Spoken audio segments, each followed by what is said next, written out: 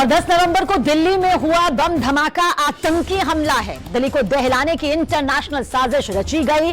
सिर्फ पाकिस्तान ही नहीं, दिल्ली बम धमाके के तार अफगानिस्तान और तुर्की से भी जुड़ रहे हैं। और जांच एजेंसियों के मुताबिक जैश-ए-मोहम्मद का टेरर नेटवर्क 6 दिसंबर, जी हां 6 दिसंबर का बदला लेने की खौफनाक साजिश रच रहा है, जिसकी कमान मौलवी इरफान अहमद के पास थी।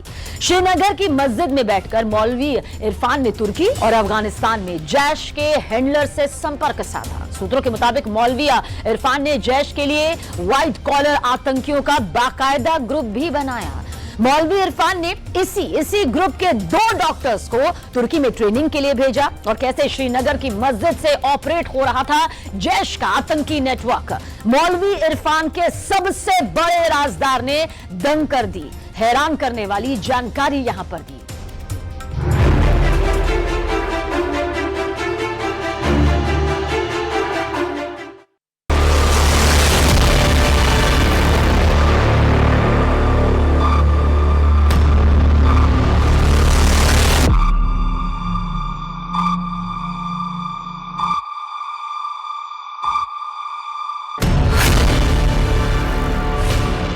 जिस धमाके से देश दहल गया वो इंटरनेशनल साजिश की झलक भर बताई जा रही है।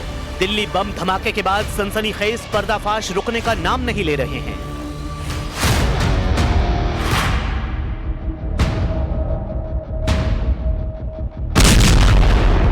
जैसा बम धमाका दिल्ली में हुआ उससे कई गुना ज्यादा लाशें बिछाने का आतंकी प्लान था। जैसी दहशत दिल्ली में फैलाई गई उससे कहीं गहरी साजिश का पर्दाफाश जांच आगे बढ़ने के साथ होता जा रहा है। दिल्ली धमाके में अब तक जितने चेहरों से नकाब उतरा है उससे कहीं बड़े नाम अब भी अपनी पहचान छिपाने की कोशिश में हैं, क्योंकि दिल्ली में फटा बम एक इंटरनेशनल आतंकी नेटवर्क का खूनी कारनामा है। दिल्ली में जो धमाका हुआ है उसके कई सिरे जांच में देश से निकलकर विदेश तक जुड़ते जा रहे हैं। दिल्ली में धमाका हुआ जिसका कनेक्शन हरियाणा के फरीदाबाद से निकला। उत्तर प्रदेश के सहारनपुर और दिल्ली ब्लास्ट के अहम ठिकाने बताए गए। जम्मू कश्मीर में दिल्ली बम धमाके के अहम किरदारों के तार जुड़े। दिल्ली बम धमाके के असली आका पड़ोसी देश पाकिस्तान के बहावलपुर में बैठे जैश-ए-मोहम्मद के टेरर कमांडर हैं। इसके साथ अब इनके हैंडलरों की कड़ियां तुर्की और अफगानिस्तान से जुड़ गई हैं।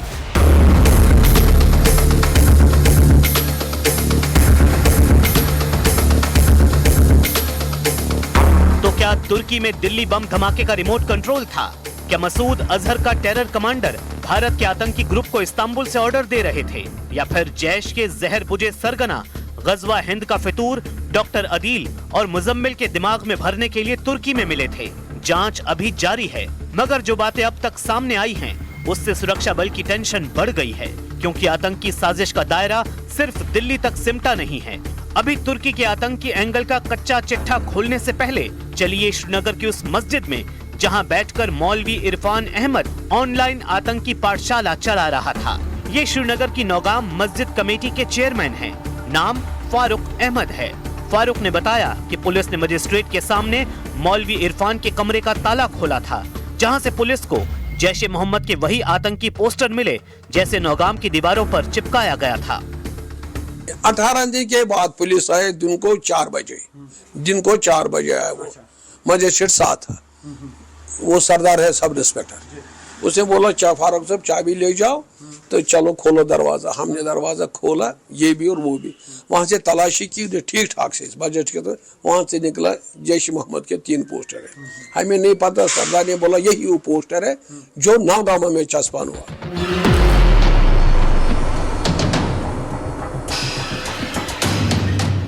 नौगाम मस्जिद कमेटी के चेयरमैन फारूक अहमद बताते हैं कि उन्हें मौलवी इरफान की कारस्तानियों की भनक लग गई थी। उन्होंने इरफान को समझाने की कोशिश भी की थी। पहले शक हुआ ना कि हमारा मौलवी साहब ये गलत काम नहीं करेगा, मगर आज से दिन होता तो हमें हुकूमत लगता है कि मौलवी साहब को सुरवार है।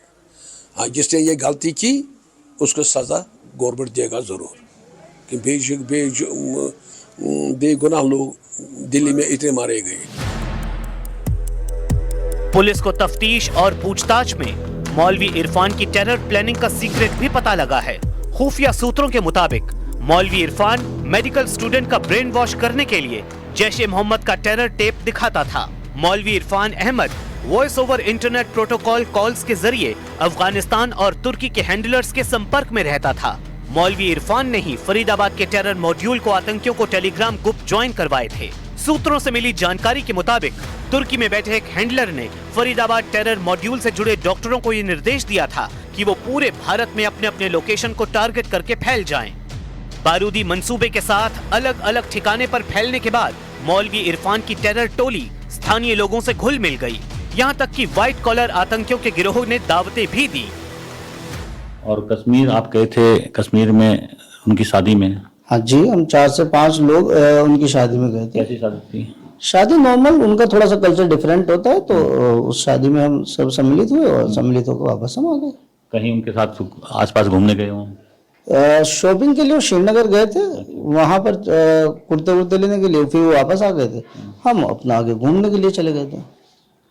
अच्छा, डॉक्टर अदील ने कुछ फंड्स आपके अकाउंट पे ट्रांसफर कराए थे?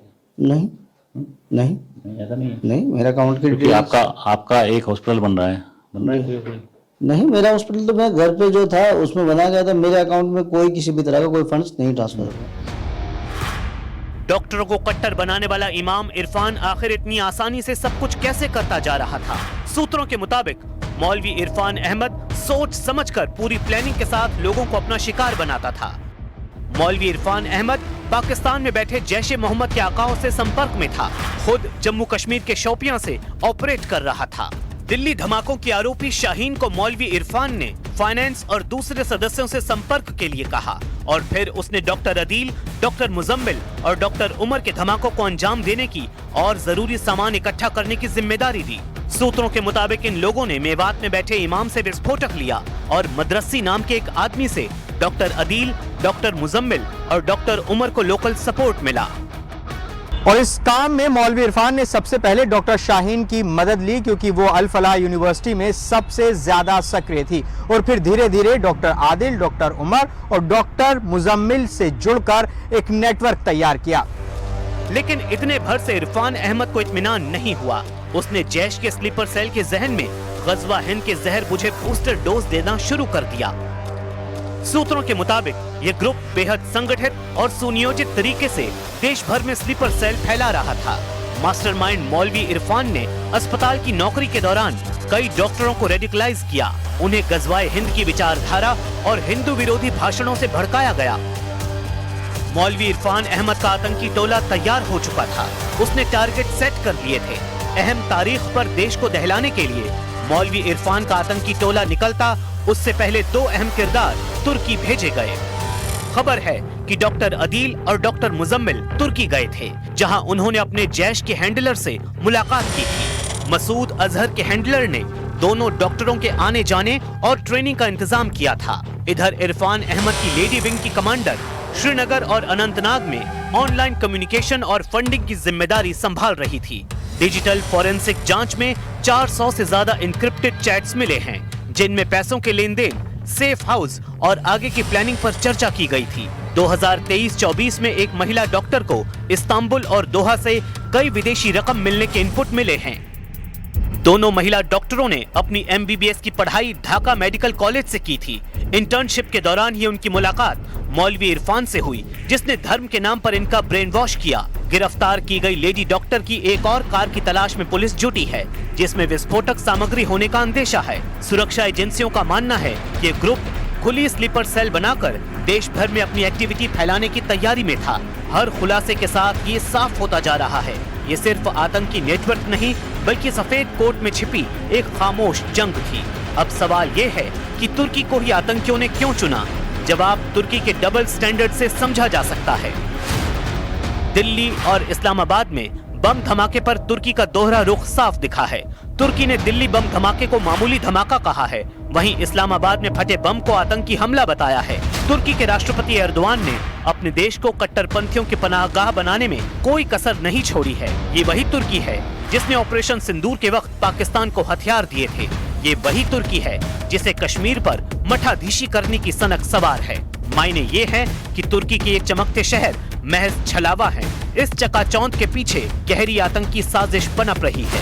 ये तुर्की ही है जो पाकिस्तान का सबसे बड़ा हमदर्द बनता है। इसलिए आतंकी आका तुर्की को सेफ ग्राउंड मानने लगे हैं। हालांकि भारत के खिलाफ विदेशी धरती पर रची जा रही सभी साजिशें धुआं होती जा रही हैं। भारत में आतंकी मंसूबे के साथ बिलों में छिपे चेहरों की धरपकड़ जारी है। जैश ए मोहम्मद के साथ जमात-ए-इस्लामी के नेटवर्क पर बहुत बड़ा एक्शन शुरू हो चुका है।